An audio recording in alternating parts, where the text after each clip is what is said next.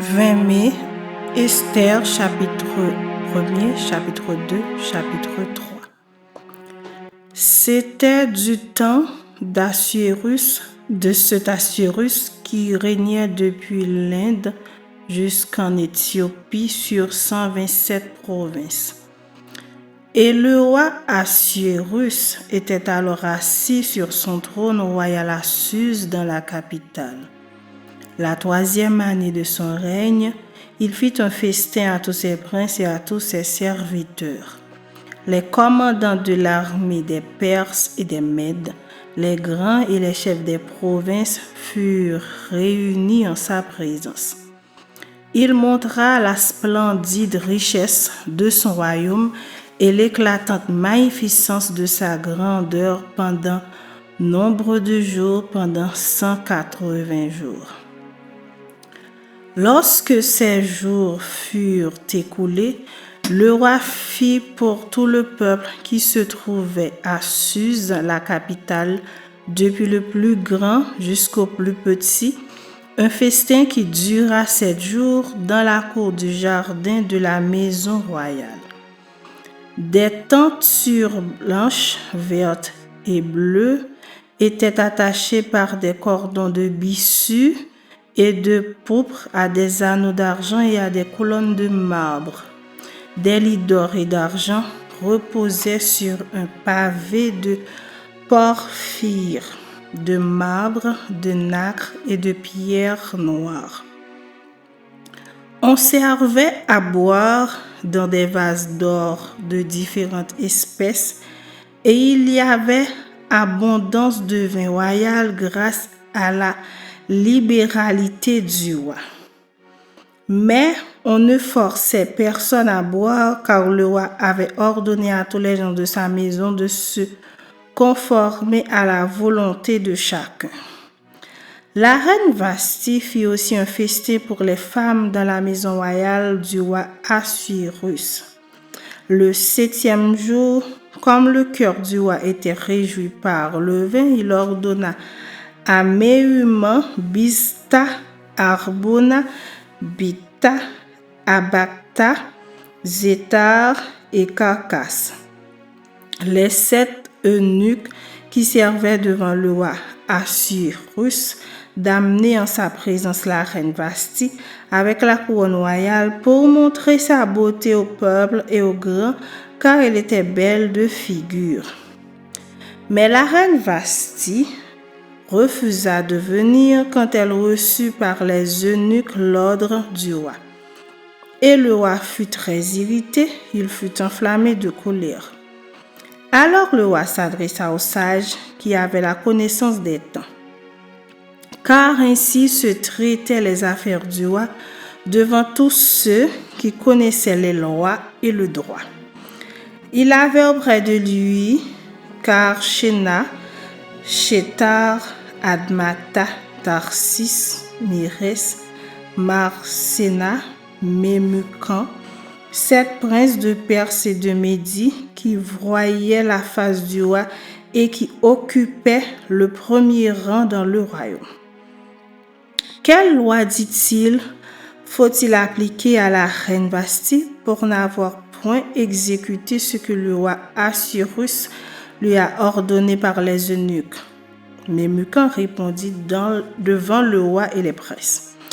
Ce n'est pas seulement à l'égard du roi que la reine Vasthi a mal agi, c'est aussi envers tous les princes et tous les peuples qui sont dans toutes les provinces du roi Assuérus, car l'action de la reine parviendra à la connaissance de toutes les femmes et les portera à mépriser leur mari.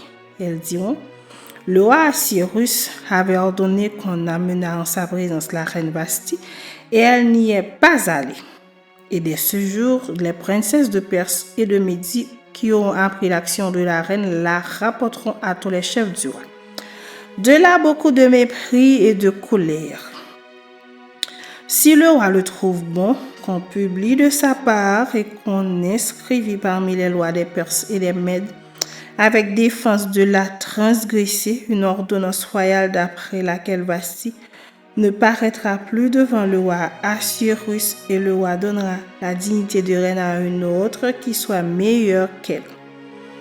L'édit du roi sera connu dans tout son royaume, quelque grand qu'il soit, et toutes les femmes rendront honneur à leur mari depuis le plus grand jusqu'au plus petit. Cet avis fut approuvé du roi et des princes, et le roi agit d'après la parole de Memucan. Il envoya des lettres à toutes les provinces du royaume, à chaque province selon son écriture et à chaque peuple selon sa langue. Elle portait que tout homme devait être le maître dans sa maison et qu'il parlerait la langue de son peuple. Chapitre 2. Après ces choses, lorsque la colère du roi Assuérus se fut calmée, il pensa à Vasthi, à ce qu'elle avait fait et à la décision qui avait été prise à son sujet. Alors ceux qui servaient le roi dirent qu'on cherche pour le roi des jeunes filles vierges et belles de figure, que le roi établisse dans toutes les provinces de son royaume des commissaires chargés de rassembler toutes les jeunes filles vierges et belles de figure à Suse, la capitale, dans la maison des femmes, sous la surveillance d'Égée, eunuque du roi et gardien des femmes, qui leur donnera les choses nécessaires pour leur toilette. Et que la jeune fille qui plaira au roi devienne reine à la place de Vasthi. Cet avis eut l'approbation du roi, et il fit ainsi. Il y avait dans Suse, la capitale, un juif nommé Mardoché, fils de Jaïr, fils de Chiméi, fils de Kis, homme de Benjamin, qui avait été emmené de Jérusalem parmi les captifs déportés avec Jéconia, roi de Juda, par Nebuchadnezzar, roi de Babylone. Il élevait Hadassa, qui est Esther, fille de son oncle, car elle n'avait ni père ni mère. La jeune fille était belle de taille et belle de figure. À la mort de son père et de sa mère, Mardoché l'avait adoptée pour fille. Lorsqu'on eut publié l'ordre du roi et son édit, et qu'un grand nombre de jeunes filles fussent rassemblées à Suse, la capitale, sous la surveillance d'Hégaï, Esther fut aussi prise et conduite dans la maison du roi sous la surveillance d'Hégaï, gardien des femmes. La jeune fille lui plut et trouva grâce devant lui. Il s'empressa de lui fournir les choses nécessaires pour sa toilette et pour sa subsistance, lui donna 7 jeunes filles choisies dans la maison du roi et la plaça avec ses jeunes filles dans le meilleur appartement de la maison des femmes. Esther ne fit connaître ni son peuple ni sa naissance, car Mardoché lui avait défendu d'en parler. Et chaque jour, Mardoché allait et venait devant la cour de la maison des femmes pour savoir comment se portait Esther et comment on la traitait. Chaque jeune fille allait à son tour vers le roi Assuérus après avoir employé 12 mois à s'acquitter de ce qui était prescrit aux femmes. Pendant ce temps, elles prenaient soin de leur toilette, 6 mois avec de l'huile de myrrhe et 6 mois avec des aromates et des parfums en usage parmi les femmes.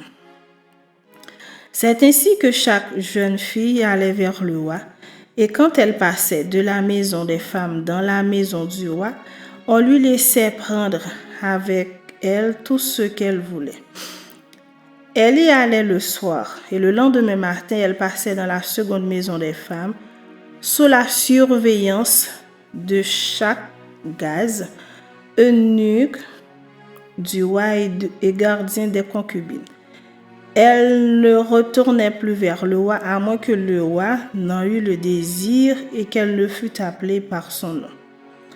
Lorsque son tour d'aller vers le roi fut arrivé, Esther, fille d'Abicaïl, oncle de Mardoché, qui l'avait adoptée pour fille, ne demanda que ce qui fut désigné par Hégaï, eunuque du roi et gardien des femmes. Esther trouvait grâce aux yeux de tous ceux qui la voyaient.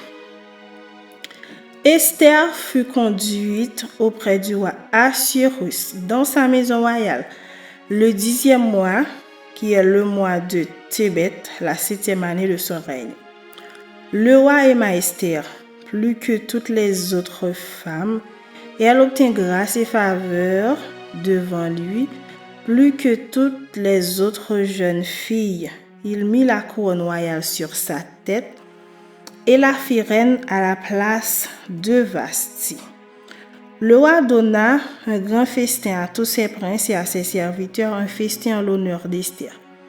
Il accorda du repos aux provinces et fit des présents avec une libéralité royale. La seconde fois qu'on assembla les jeunes filles, Mardochée était assis à la porte. Esther n'avait fait connaître ni sa naissance ni son peuple, car Mardochée le lui avait défendu et elle suivait les ordres de Mardochée aussi fidèlement qu'à l'époque où elle était sous sa tutelle.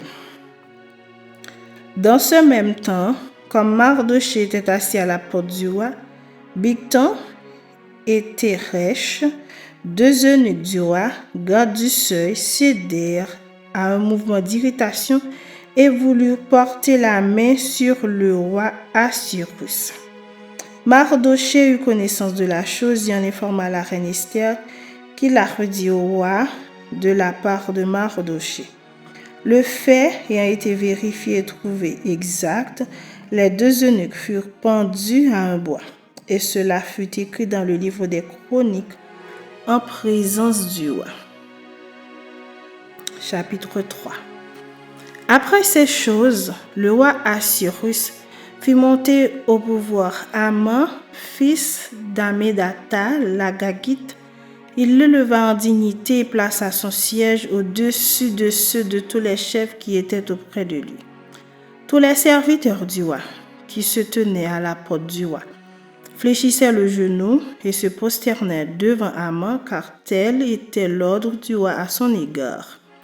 Mais Mardochée ne fléchissait point le genou et ne se prosternait point. Et les serviteurs du roi, qui se tenaient à la porte du roi, dirent à Mardochée: « Pourquoi transgresses-tu l'ordre du roi ?» Comme ils le lui répétaient chaque jour et qu'il ne les écoutait pas, ils en firent rapport à Haman pour voir si Mardochée persisterait dans sa résolution, car il leur avait dit qu'il était juif. Et Haman vit que Mardochée ne fléchissait point le genou et ne se prosternait point devant lui. Il fut rempli de fureur. Mais il dédaigna de porter la main sur Mardochée seul, car on lui avait dit de quel peuple était Mardochée, et il voulut détruire le peuple de Mardochée, tous les Juifs qui se trouvaient dans tout le royaume d'Assuérus. Au 1er mois, qui est le mois de Nisan, la 12e année du roi d'Assuérus, on jeta le pur, c'est-à-dire le sort, devant Haman pour chaque jour et pour chaque mois, jusqu'au 12e mois, qui est le mois d'Adar. Alors Haman dit au roi Assuérus: « Il y a dans toutes les provinces de ton royaume un peuple dispersé et à part parmi les peuples, ayant des lois différentes de celles de tous les peuples et n'observant point les lois du roi. Il n'est pas dans l'intérêt du roi de le laisser en repos. Si le roi le trouve bon, qu'on écrive l'ordre de les faire périr, et je pèserai 10 000 talents d'argent entre les mains des fonctionnaires pour qu'on les porte dans le trésor du roi. » Le roi ôta son anneau de la main et le remit à Haman, fils d'Hammédatha, l'Agagite, ennemi des Juifs. Et le roi dit à Haman: « L'argent t'est donné, et ce peuple aussi.